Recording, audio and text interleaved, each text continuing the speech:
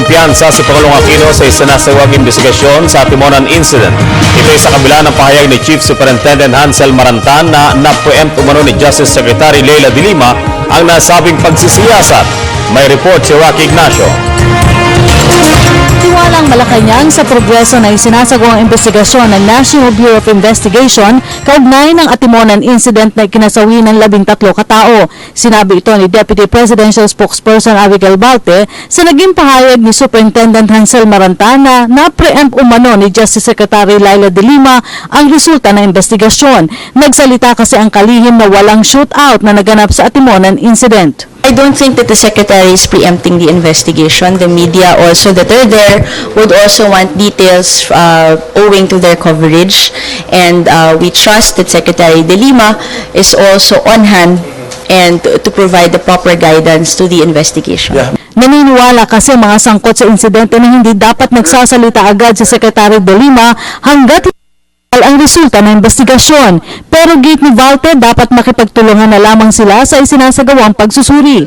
Nauna nang inatasan ni Pangulo Aquino ang NBI na manguna sa investigasyon para maalis ang duda sa resulta. Perhaps better for them to cooperate with the investigation rather than to attack the Secretary of Justice personally. Wala rin nakikitang mali ang palasyo sa pagdalo ni De Lima sa isinagawang reenactment sa Atimonan bilang bahagi pa rin ng investigasyon. Ayon kay Valte, saklaw ng Justice Department ang NBI. You know, si Secretary De Lima is in a better position primarily owing to her proximity to the investigation.